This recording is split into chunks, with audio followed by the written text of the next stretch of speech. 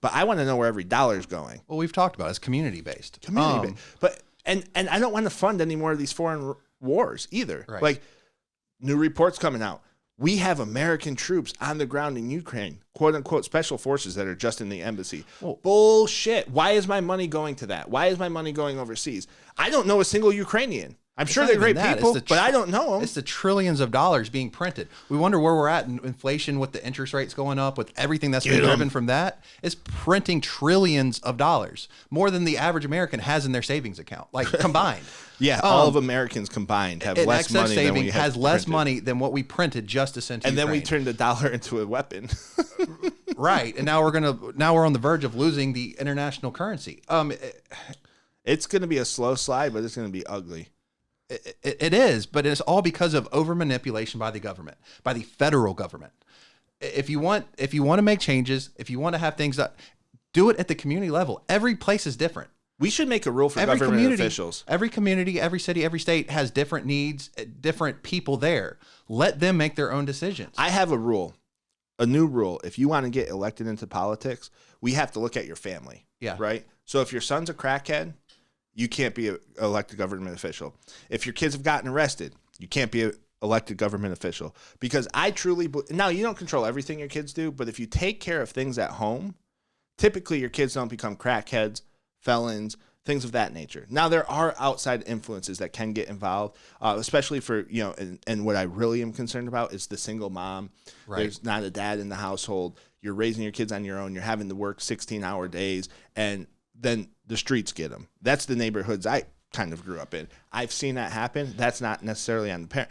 It is. That's where there needs to be help from a strong community, and that's where we need to fix our communities. Right. But I agree, because you need strong leadership. Well, because if you also, and I disagree with what you're saying to an extent about looking at that, because it also depends on how they get through it and how they push, because you can have someone that comes from bad circumstances, and comes out better because of it.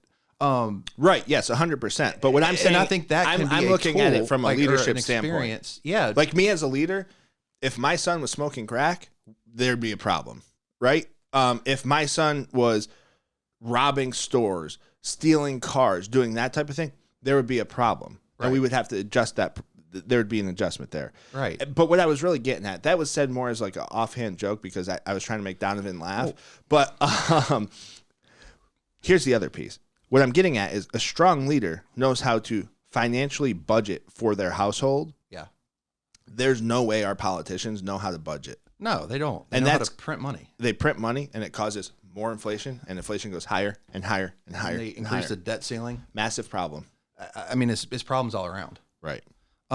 It's problem all around. And I mean, going back to how this even started too, that overall quote about, they don't even understand the difference between a recession and a depression. Like, right? Like, let me ask you, what is a basic difference between a recession and a depression? A recession's a slowing of the economy. A depression is a shrinking of the economy. Perfect. Exactly. Perfect example. What do people do when things slow down, when they might not have as much money, when overall pay wages are declining? What do? They get second jobs.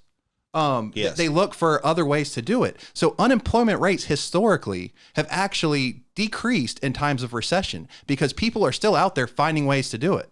And right now, I mean, you're seeing an increase in travel jobs and increase of hospitality. If you look at the actual sectors that are declining in unemployment rates, it's those that offer basically flexible hours and perfect opportunities for second jobs. You want to know what cracks me up? We are in a recession. We've been in a recession. This is historic. Like this is what defines a recession.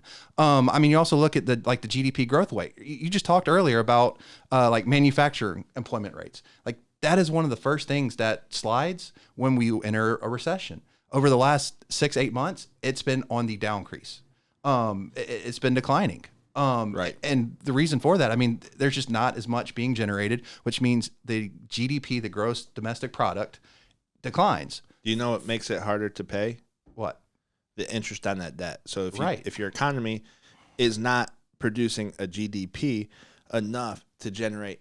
Your gross domestic product has to grow at a certain rate in order for you to be able to finance more and more debt. They're talking about $50 trillion, Right. and our GDP is sliding in the wrong direction. That's what I call a perfect storm. Have you ever seen that movie, A Perfect Storm, and all the hurricanes come together and that poor little fishing boat's caught out in the middle of nowhere? Yep. The American people are the poor little fishing boat in this instance. We're caught out in the middle of nowhere just trying to do our jobs, trying to provide for our families, and the government's coming in and they're saying, we're going to create a perfect storm. We're going to drive the debt ceiling up to $50 trillion next year. Next year. Like, we're not talking 2 years. Next year. And then on top of that, we're in a recession, but we're not going to call it a recession. We're going to lie to the American people, and we're going to, see a shrinking of the economy, a slowing of the economy, meaning it's not growing as fast, not an actual shrinking, but it's not growing as fast, still growing slightly, but not enough to keep up with the rising debt ceiling. And we are creating a perfect storm to hurt the most working class families ever. And hey, folks, I don't want you to feel bad because you voted for it. Right. That 4 to 5% decrease in or increase, of unemployment that John Williams is speaking of, that's a depression. Yes. Like that is signs of a depression. You have, the GDP was negative in Q1 and Q2 of 2022. It grew in Q3 and then declined again in Q4. So 3 out of the last 4 were either negative or a slowing grade. Like, that's a recession. That's a recession. And if they keep going, they will put us into a depression. Exactly. Like that's the thing. And they don't understand the difference. But and let's talk about this too. A depression doesn't mean 1930 stock market bubble boom blows up. We have tent cities and Hoover being the worst president in American history, right? Hoovervilles, you remember those? Oh, yeah. Donovan asked me earlier, are you a history major? No, I just love American history. But I also believe in order to have success, you have to look at history. And I am watching history come close to repeating itself. Now, there's been some regulations and stuff, but you're going to blow up the economy because you aren't smart enough to look and see the indicators showing that the economy has slowed, that we're in a recession. So what are you going to do? You're going to create a depression because you're not smart enough. I have a serious question. And I know we have to move on to the next topic, but I have a serious question for you. Yeah. And I want to get your opinion too, Donovan. How do people who have like Harvard degrees, Yale degrees, things of that nature, they are not as smart as some of the people that we follow and that we take advice from and so on and so forth within the financial industry. How do they get these positions on the Fed when they literally don't know what they're doing? That's my big question, Ben, first. Because they know they know theoretical economics. You look at it, it's the same thing as politicians too. Like, how are they so disenfranchised? Because they're not everyday people. Right. Like, they look at things from a theoretical, but they're not living the day-to-day life that all of us are. Like, and that's what, and I've said this on this podcast before, like, what makes a leader? Like, what should a leader be? It's not someone who knows everything. It's someone who knows or is able to find the people who do know it and put them in the right positions. Right. Is to gather that information from the right people. So what the Fed should be doing is not sitting here and just looking at these numbers and everything from a statistic and theoretical standpoint. They need to be actually out there speaking with the everyday people, finding out, what are actually driving these numbers? Not what is the number? What are driving these numbers? What is the direction that this economy is actually going? What are the differences that the people in this country will make? Right. Because at the end of the day, like, what is the country? So how do they get these jobs? Like, the country, they're unqualified. They're qualified from a degree standpoint, but what does that degree say? That they've read enough books. I just have a problem. That doesn't mean that they actually understand the ins and outs of all of these industries that they're making regulations about. When you say they're being controlled, though? Turn the mic volume up. Like, the Fed's being controlled?